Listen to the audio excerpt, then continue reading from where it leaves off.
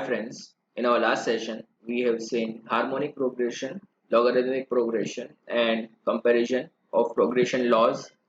In today's session we are going to see advantages of geometric progression. That is why we are going to use geometric progression in designing multi-speed gearbox. This is Faizan Kagdi and I welcome you all to our lecture series of machine tool design. So let's begin. Advantages of geometric progression. The first and foremost advantage is we are going to obtain constant loss of economic cutting speed in a whole RPM range if we use geometric progression. So we are going to understand that what is constant loss of economic cutting speed. Okay. Consider a case where any two intermediate spindle speeds are Nk and Nk plus 1, which means there are two intermediate speeds. We can compare this with N2 and N3. Okay, intermediate spindle speeds. Now, corresponding to these two spindle speeds, the cutting speed would be Vk and Vk plus 1. So we can say corresponding to that V2 and V3, right? That is corresponding to N2 and N3 intermediate speeds. Now, this speed would be identical, or we would say ideal, for a diameter dk and dk plus 1. That is d2 and d3. It would be ideal for d2 and d3. However, consider any intermediate diameter d.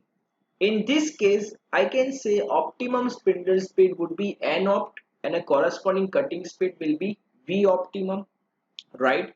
Which means we have d2 and d3 and there is an intermediate diameter given, that is we would say between d2 and d3, that is capital D. Now when we need to do a machining on a workpiece having this capital D diameter, the optimum speed which we should select on a machine tool is n optimal, right? But this n optimal is not available on a machine tool. What is available? Nk is available, Nk plus 1. This n optimal is an intermediate speed. So what we need to select? So obviously we need to select from a available speed, that is either Nk or Nk plus 1. So how we can select that? So for that we need to determine a loss of economic cutting speed. Okay, which means that whatever value of n optimal we are going to obtain, okay, so we are going to check that is this n optimal is nearer to Nk or it is nearer to Nk plus 1. So if n optimal is nearer to Nk, then we will select Nk as a speed for a diameter capital D. And if n optimal is nearer to Nk plus 1, then we will select this Nk plus 1 on a machine tool in order to machine the diameter capital T. It is so obvious. Okay. But that difference between the two speeds is called a loss of economic cutting speed. Okay, so let us understand. You can see in a graph I have shown on a y-axis there is a cutting speed is shown in meter per minute, and on a x-axis there is a diameter capital D. You can see initial we would say cutting speed is Vk and the another cutting speed is Vk plus 1, and this speed is corresponding to which spindle speed? So Vk is corresponding to Nk and Vk plus 1 is corresponding to Nk plus 1. Now we need to do a machining of a diameter capital D. So it is over here, you can clearly see. Now it is shown by a straight line indicating that we can select either of the two Nk plus 1 and Nk, and this Nk plus 1 is corresponding to Vk plus 1 and its cutting speed corresponding to Nk is Vk. Now the required optimal speed for capital D is what? So we would say V optimal. Okay, and a required spindle speed is what? So N optimal. But we cannot choose this speed, right? This speed would not be available on a machine tool. So we can choose either this value or we can choose either this value. So how we can do that? So let us see further. So on your screen, as you can see, it is very clear that an operator will set one of a spindle speed, that is Nk or Nk plus 1, depending in which of a speed is nearer to the optimum speed N opt required for machining a particular diameter. Okay, so we can say for any case the net difference between the actual cutting speed and the optimum cutting speed would be either given by epsilon 1. Okay, so epsilon 1 or epsilon 2. So let's say epsilon 1, you can see in this diagram, that is epsilon 1 is what? So it is a difference between Vk plus 1 and V optimal, and epsilon 2 is what? So it is a difference between V optimal and Vk. Okay, so over here I have written epsilon 1 is equal to Vk plus 1 minus V opt, and epsilon 2 is equal to V opt minus Vk. Okay, now this difference between the actual cutting speed and optimum cutting speed is called a loss of economic cutting speed. So either we shift to Vk plus 1 or Vk. Basically we required what? We required V optimal, which is not available. So we can say that there is a loss of economic cutting speed, right? Okay, now if you can clearly see in the next I have written epsilon 2, if it is less than epsilon 1, then obviously operator would accordingly select the cutting speed corresponding to what? So Nk. Okay, and if epsilon 1 is less than epsilon 2, which means the loss is minimum in which case? In epsilon 1 case. So obviously that if in first case the loss is less, then operator will select the speed corresponding to Nk plus 1, that is it is going to select Vk plus 1.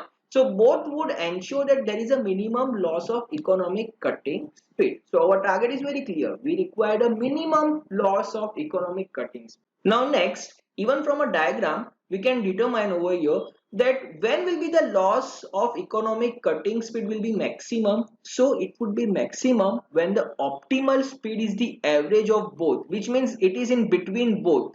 Okay, so either we would say we choose epsilon 1 or epsilon 2, both will be equal, right? When a optimal speed, again I am repeating, when optimal speed is in between Vk plus 1 and Vk, okay, in that case epsilon 1 will be equal to epsilon 2. So either you choose Vk plus 1 or you choose Vk, the loss will be maximum. Why? Because epsilon 1 will be equal to epsilon 2. So in order to determine that, over here you can see I have written the loss will be maximum when an optimum speed is the mean of Vk plus 1 and Vk. Okay, so let's further see. We have to derive the equation.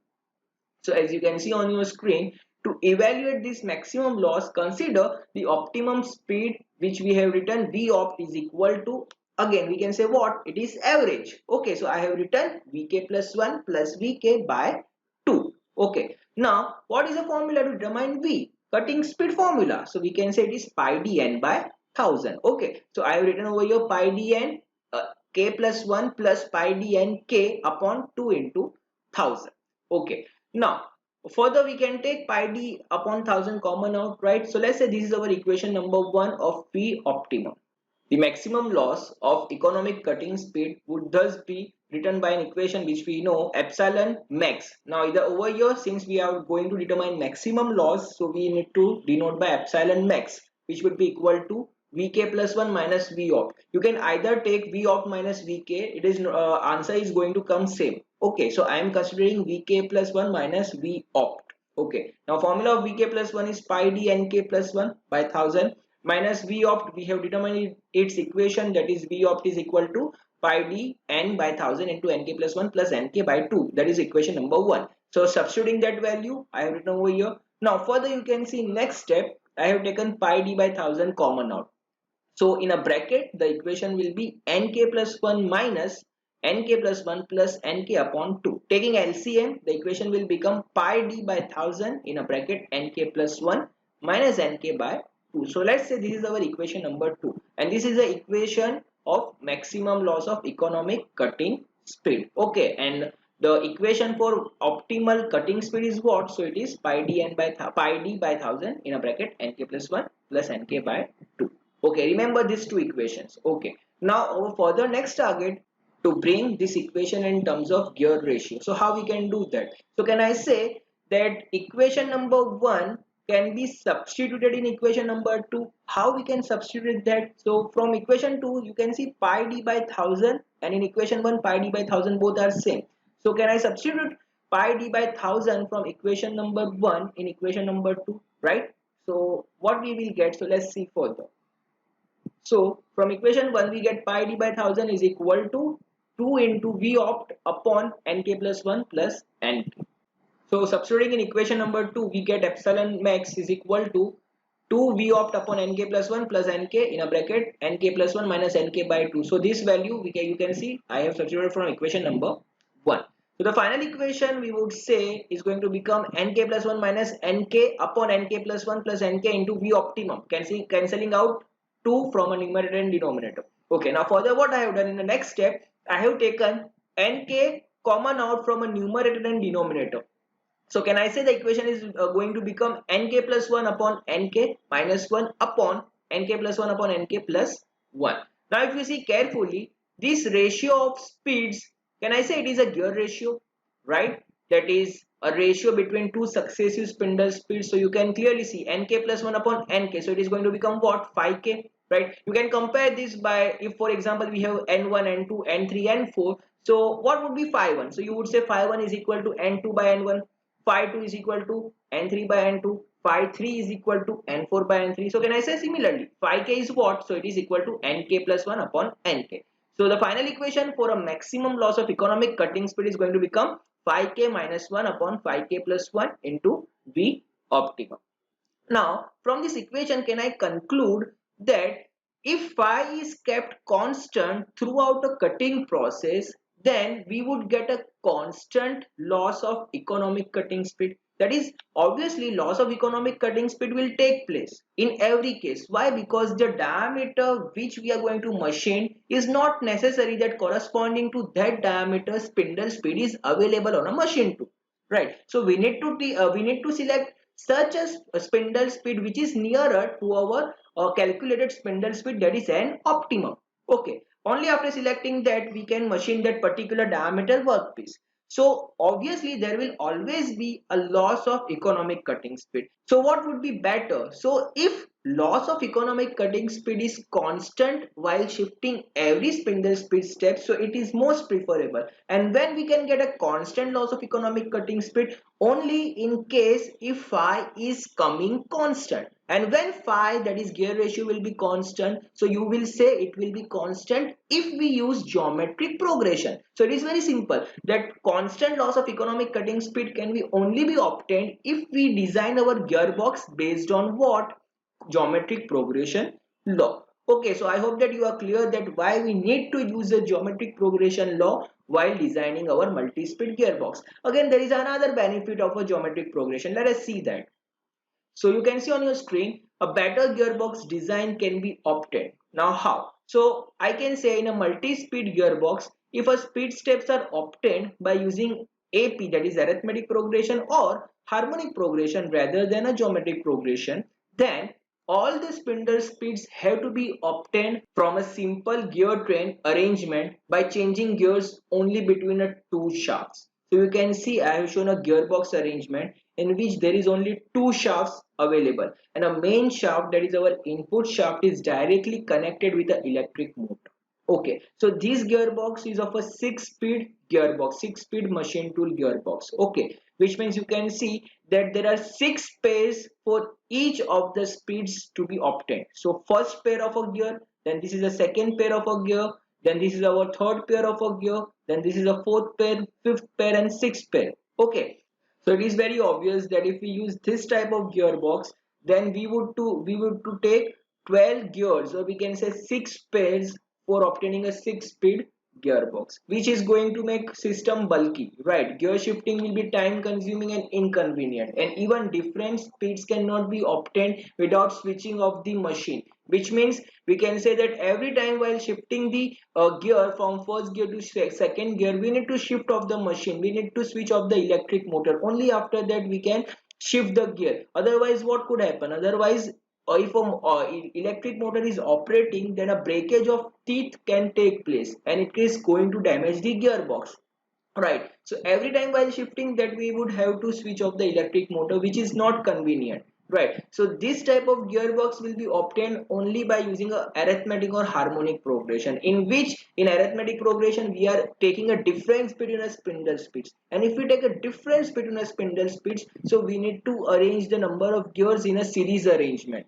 Okay, whereas in case of a geometric progression, we can do a compounding. Why? Because we are multiplying by a fixed gear ratio phi in every spindle speed steps. That is, n2 is equal to n1 phi, n3 is equal to n2 phi, n4 is equal to n3 phi. Right. So in that we can do a compounding, and even we can reduce the size. So remember, the main disadvantage of using a arithmetic and harmonic progression is that the overall system will be bulky. It will take more space. Okay, this is a diagram for a 6-speed. If there is a 8-speed gearbox, so again the length of a shaft would be increased. If it is a 12 speed gearbox, so again the length will be more.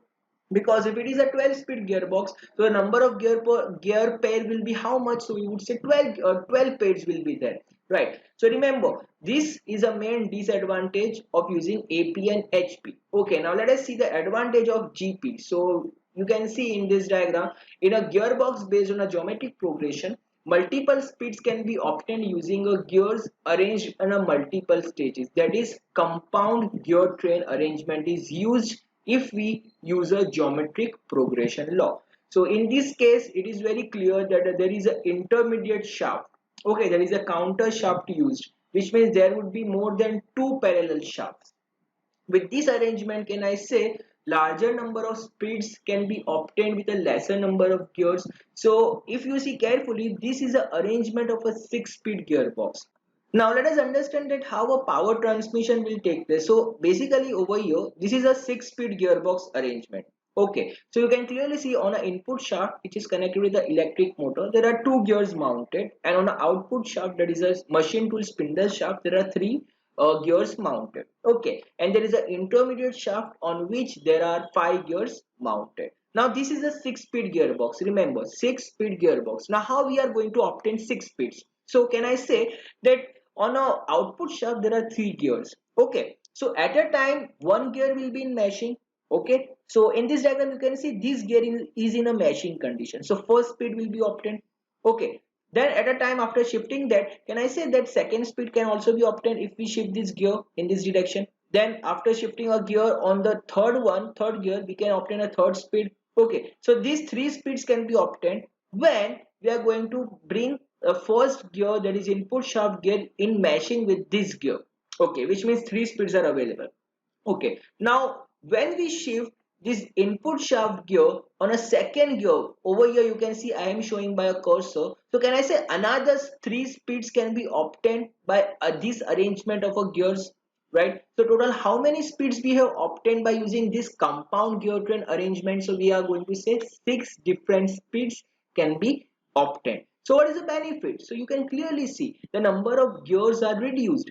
Over here you can see 2 over here and 5 over here, so total 7. Then over here 3, so 7, 8, 9, 10 gears are used just to obtain 6 different spindle speeds, whereas in a previous case we were using 12 gears in order to obtain 6 different spindle speeds, right? So this is a benefit, that a number of gears are also going to be reduced if we use a geometric progression in order to design our gearbox. Also, it makes gear shifting convenient, and thus the entire arrangement is compact and economical. So I hope that you are clear with the advantages of a geometric progression. So in today's lecture, we have seen loss of economic cutting speed. Okay, so we need to keep it constant, which can only be done by means of a geometric progression. And second, by using this GP, that is geometric progression, we can obtain a better gearbox design. Gear shifting will be easier and lesser number of gears will be